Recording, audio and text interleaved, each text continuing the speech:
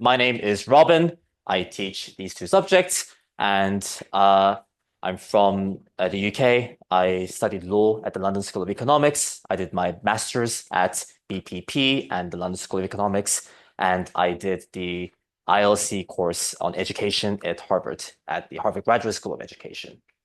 And I've been living in Korea since 2020, and I've worked at Hagwons for about 5-6 years. The two things I care about the most are students who cannot read and how to get students to read. That is the number one thing that is part of Sea of Literature and academic writing. I just want to show you an article that really resonated with me last year. This is from the Atlantic magazine in 2024. The headline says, "Elite college students cannot read books." It's a really sad state of affairs.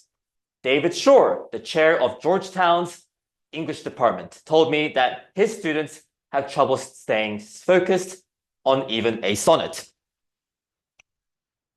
He says, "I think there's a phenomenon we're noticing that I'm also hesitant to ignore.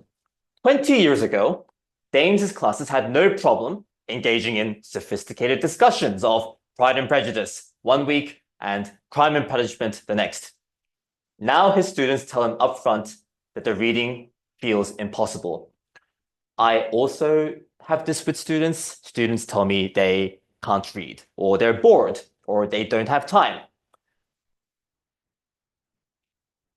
Anthony Grafton, a Princeton historian, said his students arrive on campus with a narrower vocabulary and less understanding of language than they used to have. Jack Chen, a Chinese literature professor at the University of Virginia, finds his students shutting down when confronted with ideas they don't understand. I don't know, skeptic.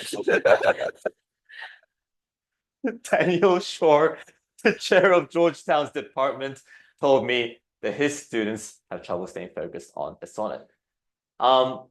I know students can read. I know because 20 years ago, they could read. They can't read now, but 20 years ago, when I was in high school, we read lots of books. I read Pride and Prejudice in 1 week. I read Crime and Punishment in 1 week. It's definitely possible to read a lot more than students do today. Victoria Khan has taught literature at UC Berkeley since 1997. She used to assign 200 pages each week. Now she assigns less than half. For years, Dame has asked first years about their favorite book. In the past, they cited Wuthering Heights and Jane Eyre. Now, he says, almost half cite young adult books. Percy Jackson seems to be a particular favorite.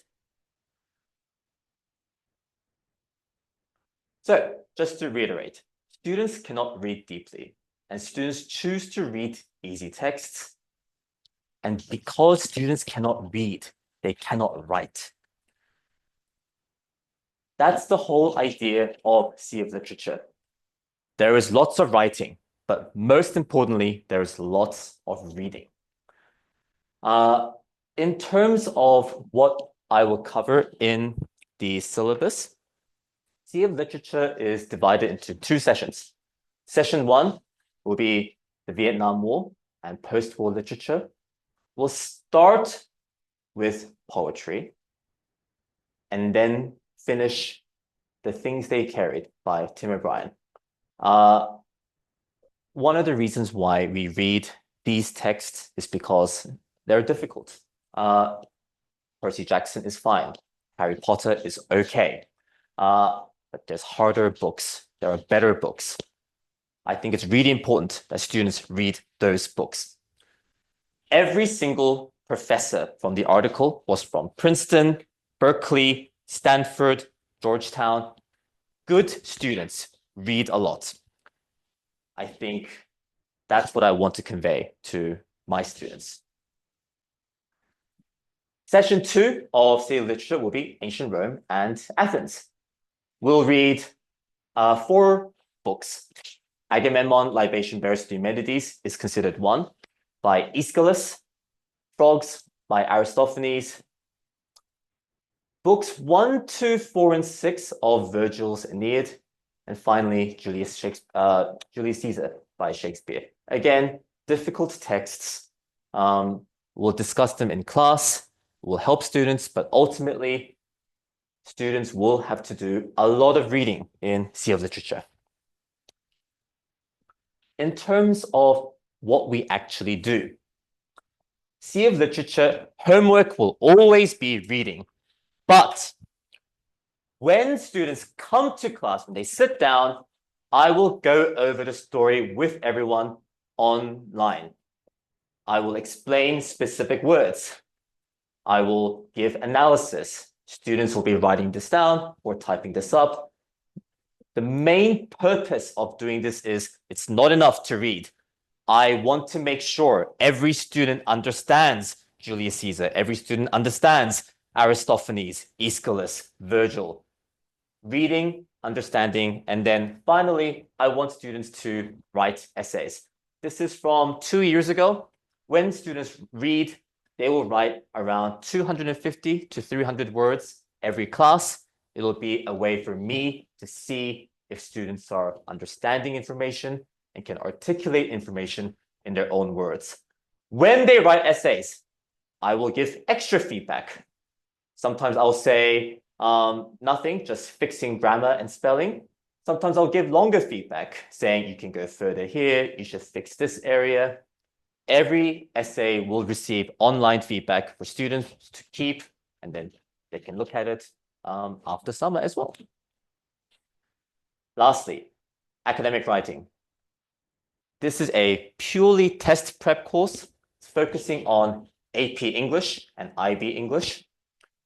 And we're mainly focusing on two things: still reading, but also rhetorical devices.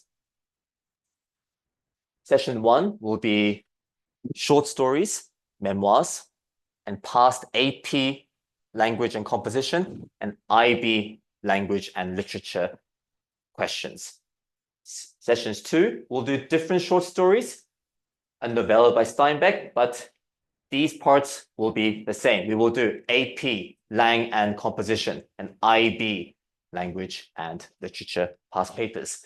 Again, the main difference between Sea of Literature and academic writing is Sea of Literature, you will read a lot and you'll get some essays. Academic writing, main purpose is test prep, IBs, APs, and SATs.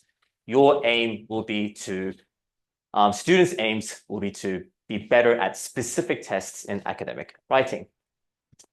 Very similar to Sea of Literature, every student will receive annotations. Most of the time, I'll handwrite them. And again, students will receive copies of annotations either on Google Drives or physical copies they write in class. And essays as well. Academic writing essays are longer. Sea of Literature essays are around 250 to 300 words. Academic writing essays are about 400 to 600 words. So there will be a little bit more feedback. But once again, the reason why the essays are different is because academic writing is AP and IB tests. So students are expected to write a lot more. And that's it. So thank you very much, everyone. 감사합니다.